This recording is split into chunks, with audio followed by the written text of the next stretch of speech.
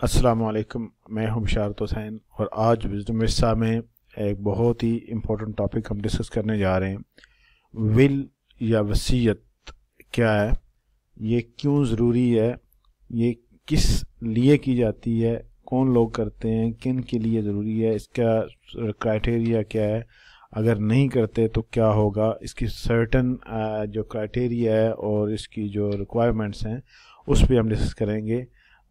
आपने ये वीडियो लाजमी देखनी है, इसके अंदर बहुत सारी ऐसी चीज़ें हैं जो आपको आगे चल के काम आ सकते हैं, स्पेशली अगर आप पाकिस्तान से बाहर कहीं रहते हैं और नॉन मुस्लिम कंट्रीज़ में। तो विल क्या है? Will you decide what will happen after your death. आपके मरने के बाद क्या होगा, आपकी प्रॉपर्टी का, आपकी वेल्थ का, आपकी बिलोंगिंग्स का या आपके पोजेशंस का, आपकी ज्वेलरी का, आपके पास सोना है, आपके पास जो इंश्योरेंस है, आपके पास जो डेट्स हैं, व्हीकल है, किसी किस्म की आप जो बिलोंगिंग्स हैं, आपकी प्रॉपर्टी है, उसका क्या होगा, ये आपने डिसाइड करना है। तो कौन इसके बाद आपका रिस्पॉन्सिबल होगा, कौन बेनिफिशियल होगा, किसको आप बेनिफिशरी बनाना चाहते हैं, तो ये आप पे है कि आपने वो मेंशन करना है जो इस्लाम के मुताबिक है। उसके अलावा अगर आप किसी को देना चाहते हैं तो आपके बाद आपके बच्चों का कौन लुक आफ्टर करेगा, जो आप बच्चे जो अभी 18 साल से नीचे हैं, आपने ये फैसला करना है। आपका जो एग्जीक्यूटर है जो उसका लुक आफ्टर करेगा आपकी प्रॉपर्टी को, एस्टेट को, वो कौन होगा, ये आपने डिसाइड करना है। या विल में कर सकते हैं। और अगर जिसको आप एग्जीक्यूटर बना रहे हैं या बेनिफिशियरी बना रहे हैं वो उनकी डेथ पहले हो जाती है, तो फिर आप क्या करेंगे वो इस विल में आपने मेंशन करना है। विल आपको हेल्प करेगी। और अगर आपकी जो सर्कमस्टांसिस हैं वो स्ट्रेट फॉरवर्ड नहीं है तो फिर आपको डेफिनेटली लीगल एडवाइस लाजमी लेनी चाहिए। वैसे भी विल के लिए चूँकि ये बड़ा कॉम्प्लिकेटेड केस होता है, आप तो उस वक्त दुनिया में नहीं होंगे, तो बेहतर है कि उस वक्त आपको लीगल एडवाइस लेके प्रॉपर सोलिसिटर या प्रॉपर जो उसके एक्सपर्ट है उससे आप एडवाइस लेके हुए विल तैयार करें। तो ये मेन विल क्यों तैयार की जाती है, वाई लीगल एडवाइस, आपको लीगल एडवाइस क्यों चाहिए। मोस्टली इन केसेस में कि अगर आप किसी के साथ पार्टनर हैं, आपकी प्रॉपर्टी शेयर्ड है किसी के साथ, दो बंदों ने मिल के लिए हुई प्रॉपर्टी और वो आपकी फैमिली में से नहीं है, तो आपको लीगल एडवाइस लाजमी लेनी चाहिए।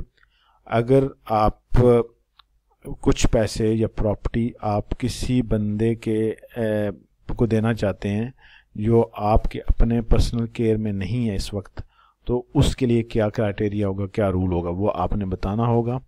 तो वो विल आपको लीगल एडवाइस चाहिए। अगर आपके फैमिली के अंदर डिफरेंट फैमिली मेम्बर्स हैं जो कि आपके जो बेनिफिशरी बन सकते हैं, सेकंड वाइफ या स्टेप चिल्ड्रन या दूसरी वाइफ से जो हैं वो चिल्ड्रन हैं आपके हैं, तो उसके लिए भी आपको लीगल एडवाइस लेनी चाहिए।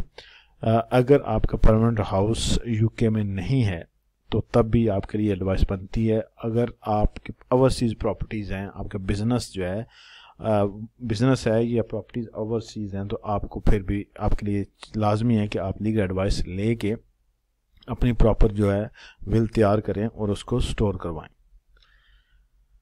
अच्छा, विल इन इस्लाम, इस्लाम इस बारे में क्या कहता है?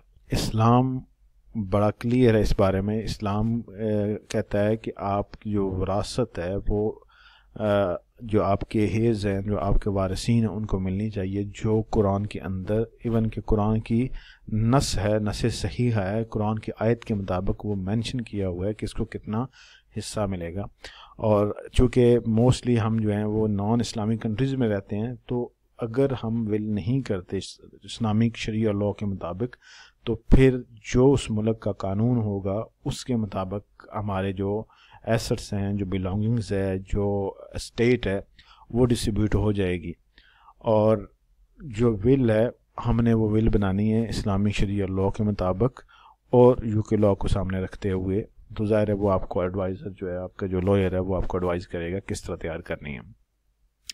और अगर आप नहीं कर, आपका कोई भी रिलेटिव नहीं है यूके में या आपका कोई रिलेटिव नहीं है, तो फिर वो प्रॉपर्टी जो एस्टेट है आपकी, वो यूके लॉ के मुताबिक एज इंटेस्टिसी के तहत, उस रूल के तहत वो क्राउन के पास चली जाती है।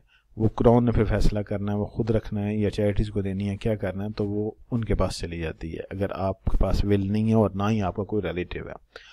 اور قرآن کے اندر اسپیشل اس کی ورسز ہیں، سورہ نساء کے اندر ہے، سورہ مائدہ کے اندر ہے. تو اس طرح جو آفٹر ڈیتھ ویلتھ ہے آپ کی، اس کو کیسے ڈسٹریبیوٹ کیا جائے گا اس کے بارے میں. جیسے سورہ نساء آیت نمبر 11 کے اندر اس کے خدا نے خود اس کو مینشن کر دیا ہے آیت کے تھرو. اللہ تمہاری اولاد، جس کا مفہوم ہے اللہ تمہاری اولاد کے بارے میں تم کو ارشاد فرماتا ہے کہ ایک لڑکے کا حصہ 2 لڑکیوں کے حصے کے برابر ہے، اور اگر اولاد میت صرف لڑکیاں ہی ہوں یعنی 2 یا 2 سے زیادہ تو کل ترکے یعنی کل وراثت میں سے ان کا 2/3، اور اگر صرف ایک لڑکی ہو تو اس کا حصہ نصف. تو اس طرح یہ پوری کافی لمبی آیت ہے جس کے اندر کمپلیٹ ایک کوڈ آف جو ایئرز ہے، جو وراثت ہے آفٹر ڈیتھ ہے، اس کے بارے میں سب کا حصہ مینشن کیا ہوا ہے. تو ہمیں اس پہ عمل کرنا چاہیے، اور جو وارثین ہوتے ہیں، جو اس کے لک آفٹر ایگزیکیوٹر ہوتے ہیں، جو لک آفٹر کر رہے ہوتے ہیں، تو ان کو اسلام کے مطابق جو وصیت کی گئی ہے اس کے مطابق اس کو عمل میں لانا چاہیے. تو اسلام میں جس میں کہتا ہے کہ اگر ہسبینڈ ہے تو اس کا انٹائٹل کتنا ہے 50% مین 1/2. تو اگر اس کے بچے نہیں ہیں، اور اگر بچے ہیں تو پھر 25% 1/4 حصہ ہوگا ہسبینڈ کا.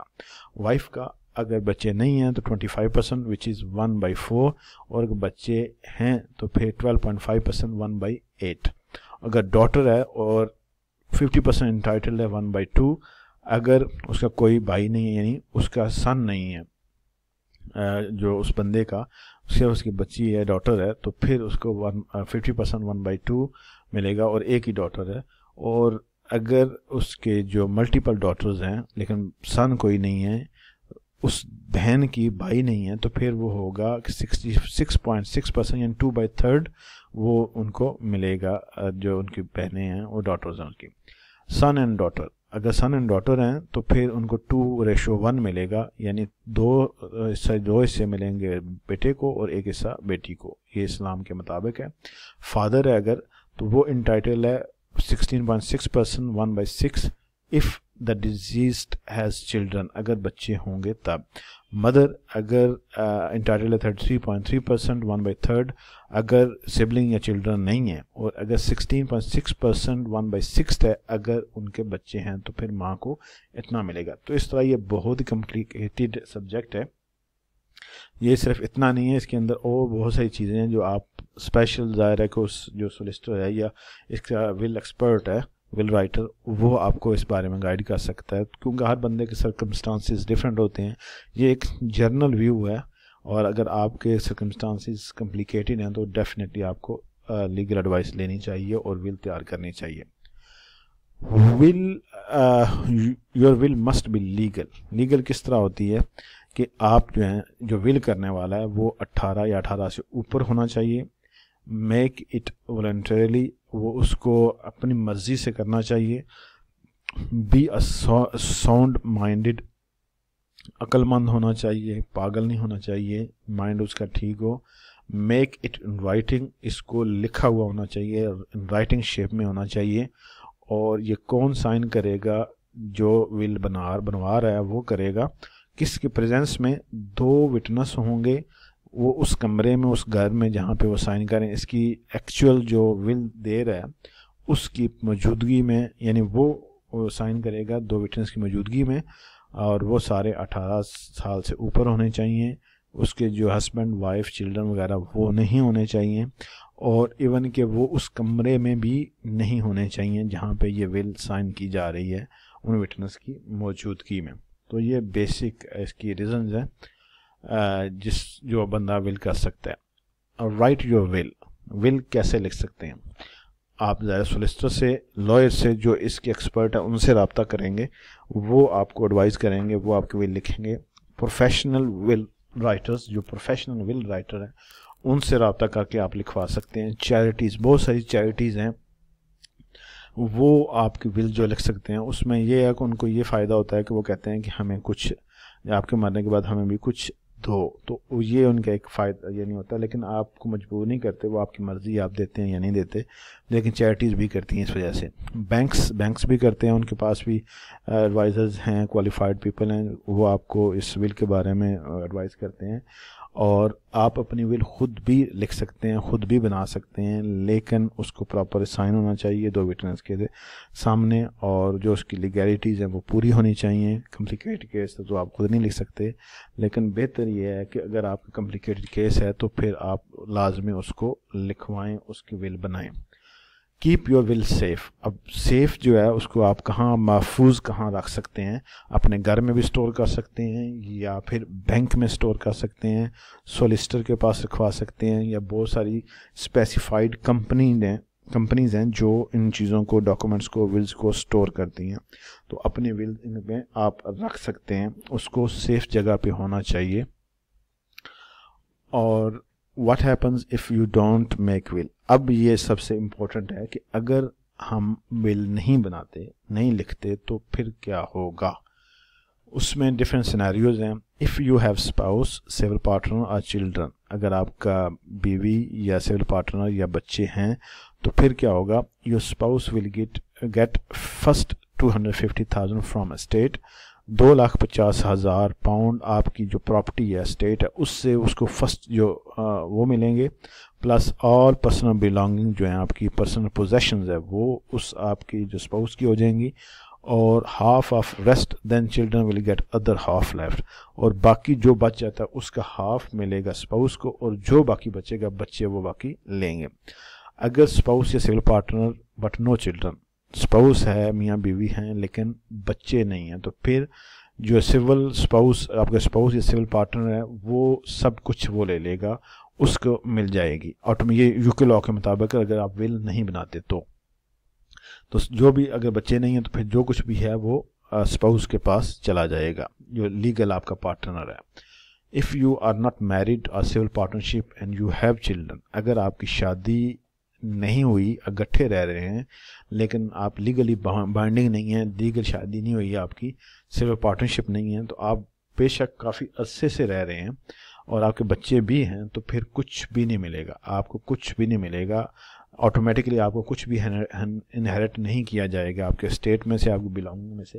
تو آپ, اور if you have children but partner disease, بچے ہیں لیکن جو آپ کا پارٹنر ہے وہ ڈیزیز ہو جاتا ہے, تو پھر بچے جو ہیں وہ ایکولی اس میں سے آپ کی جو پوزیشن ہوگا, آپ کی جو اسٹیٹ ہوگی, جو وہ اس میں سے ان کو ایکولی حصہ مل جائے گا. یو ڈونٹ ہیو پارٹنر اور چلڈرن, اگر آپ کے نہ بچے ہیں اور نہ ہی پارٹنر ہیں, تو پھر جو یو کے لاء کے مطابق ہے وہ کہتے ہیں کہ پھر آپ کی جو بلانگنگز ہیں, آپ کی اسٹیٹ ہے, جو آپ کی پراپرٹی ہے, آپ کی ویلتھ ہے, جیولری ہے, وہیکل ہے, کچھ بھی ہے, وہ پھر آپ کے پیرنٹس کو جائے گا, بردر کو جائے گا, سسٹر کو جائے گا, نیسیز کو اور نیفیوز کو جائے گا. یہ تو تھا یو کے لاء. اور ہم نے پہلے اسلام میں دیکھا اسلام کیا کہتا ہے. تو ظاہر ہے کہ ہم نان اسلامک کنٹری میں رہتے ہیں, تو انہوں نے تو اپنے رول کے مطابق اس کو ڈیوائڈ کرنا ہے. تو اگر آپ چاہتے ہیں کہ شریعہ لاء کے مطابق, اسلام کے مطابق وہ ڈیوائڈ ہو آپ کی ویلتھ, تو اس کے لیے ول کر لیں, ول بنوا لیں, ول ضروری ہے.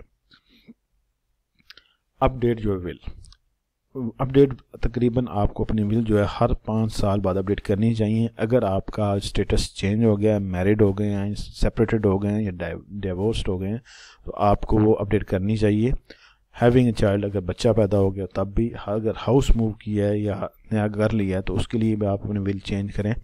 ایگزیکیوٹر جو ہے وہ ڈائیڈ ہو گیا, مر گیا ہے, تو اس کے لیے بھی آپ کو ول جو ہے چینج کرنی پڑے گی. اور اس جو چینج کرنے کا پروسیس ہے اس کو کہا جاتا ہے کوڈیسائل. کوڈیسائل کے تھرو ہی آپ اس کو چینج کریں گے, وہ اپنی جو ول ہے وہ اپڈیٹ کریں گے. اگر میجر چینجز آ گئی ہیں تو پھر آپ کو نئی ول بنانی پڑے گی, نئی بنانی چاہیے.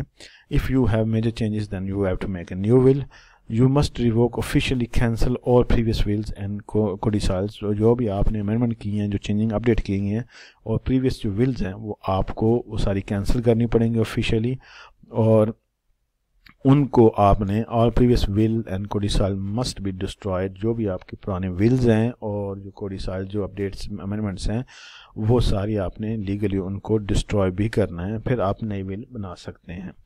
تو یہ تھا بیسک, ایک ول ہمیں کیوں چاہیے, اس کے بیسک کمپوننٹس کیا ہیں, اس کی کیا ضروریات کیا ہیں, کیا کیا اس میں ہونا چاہیے, اسلام کیا کہتا ہے.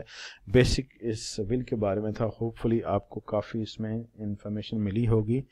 Thank you very much for watching. اللہ حافظ. اپنا خیال رکھیے گا.